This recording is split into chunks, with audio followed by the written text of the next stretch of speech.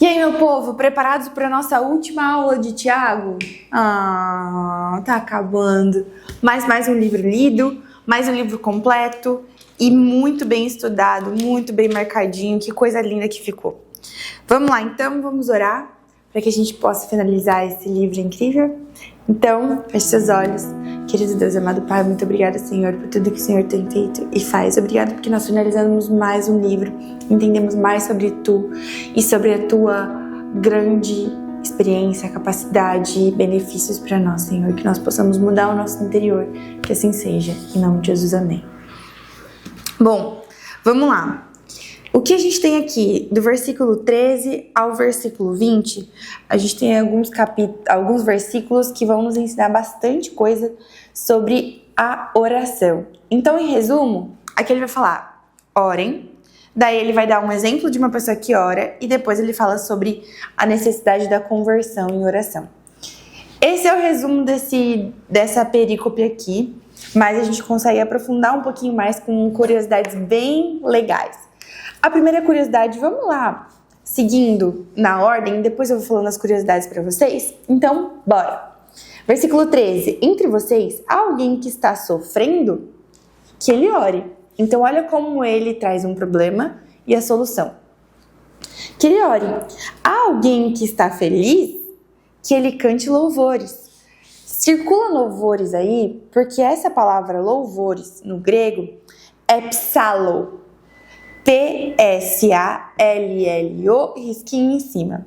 Esse psalo vem da mesma origem da palavra salmos, de cânticos. Olha essa curiosidade que incrível aqui. Então, que as pessoas cantem a tal ponto que parece que elas estejam orando, porque salmos são grandes orações. Eram músicas, mas também eram orações de Davi. Tem músicas que são realmente orações. E aqui ele está falando isso, que vocês cantem louvores, que vocês continuem orando. Então, entre vocês há alguém que está doente, que ele mande chamar os presbíteros da igreja para que orem sobre ele e unjam com o óleo em nome do Senhor. Então aqui ele está querendo dizer, olha, tá triste? Ora. Tá feliz? Ora cantando. Tá doente? Que nós como igreja possamos orar por você. Que nós como líderes possamos orar por você. E nesse sentido aqui que ele fala, para que orem sobre ele, é como se as mãos estivessem sobre ele. Era uma forma sacramental de dar a bênção, de como se aquilo fosse realmente um direcionamento para aquela oração. Que aquilo direcionasse o poder de Deus. Isso não significa que há mais poder ou que há menos. Significa que você está orando com intencionalidade. Outro ponto aqui que também é mencionado é sobre a unção com óleo. Naquela época do Antigo Testamento, quando você orava, quando você ungia alguma coisa, você estava determinando que aquela coisa seria utilizada a serviço de Deus. Então é nesse sentido que a oração com esse óleo, com essa maneira de ungir, ela funcionava. Então você estava entregando aquela pessoa a Deus completamente, quando ela estivesse doente. E essa oração feita com fé curará o doente, o Senhor o levantará. Isso no versículo 15. E se houver cometido pecados, essa pessoa será perdoada, porque ela está sendo entregue a Deus. Portanto, confessem seus pecados uns aos outros e orem uns pelos outros para serem curados. A oração de um justo é poderosa e eficaz. Que lindo, que maravilhoso. Então aqui ele conclui o pensamento da oração. E logo depois, no versículo 17, é dito um exemplo que eu falei para vocês do resumo. Versículo 17, Elias era humano como nós. Ele orou fervorosamente para que não chovesse e não choveu sobre a terra, durante 3 anos e meio. Versículo 18, orou outra vez e os céus enviaram chuva. A terra produziu os seus frutos. Aqui está dando um exemplo de uma pessoa que andava com Deus, que era conhecido por ser amigo de Deus também. E aqui eu tenho uma citação de um contexto bíblico que eu já li, e que eu quero muito passar para vocês. Essa inscrição aqui que eu fiz é de 2022 e ela continua sendo verdadeira. há 3 anos depois de ter lido essa parte aqui, ainda funciona. Não há nada de especial sobre Elias, que fez Deus ouvi-lo mais do que ele ouvira seus filhos hoje. O próprio ser de Elias, a sua natureza, não era diferente de nós. E não precisamos ser outra pessoa para ter a comunhão com Deus. Então, o grande ponto aqui que eu quero desmistificar é que Elias não era um super-herói.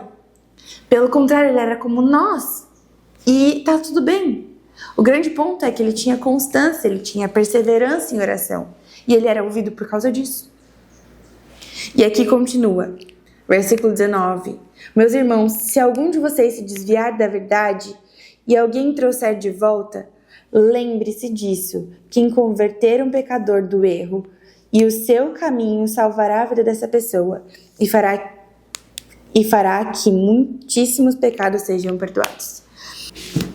Que é no sentido de você, quando o pregador está fazendo o apelo, ele fala: e se você esquecer de tudo que eu falei aqui para você hoje? Lembre-se apenas disso. É isso que ele está falando.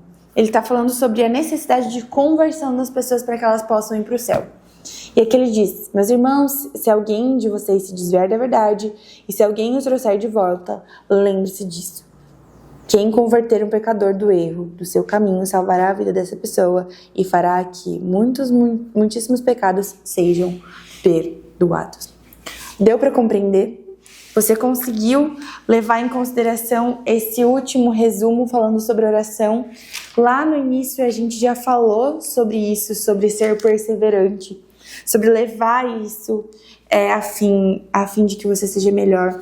Falamos sobre a necessidade de não fazer acepção de pessoas, sobre a necessidade de ter obras em meio à sua fé e fé em meio às suas obras para que você tenha a motivação correta, que você tenha domínio sobre a sua língua, que você seja uma pessoa sábia e que isso seja visto através das suas obras e das suas atitudes, que nós possamos não falar mal das pessoas, que nós possamos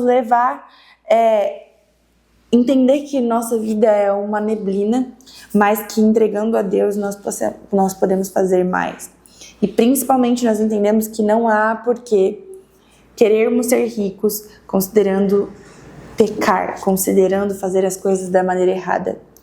E que se houver sofrimento, que nós possamos nos abraçar nos braços de Cristo e que nós possamos ser como Jó, perseverantes, pessoas que falam com Deus, mas que ainda assim estão próximas dele. Que reclamam, que falam das suas dificuldades, mas que não deixam a Deus. E que por isso sempre estão em oração. E que por mais que elas orem, que parece que não há respostas, Deus tem grandes respostas. E quando elas orarem e tiverem respostas, elas serão como Elias.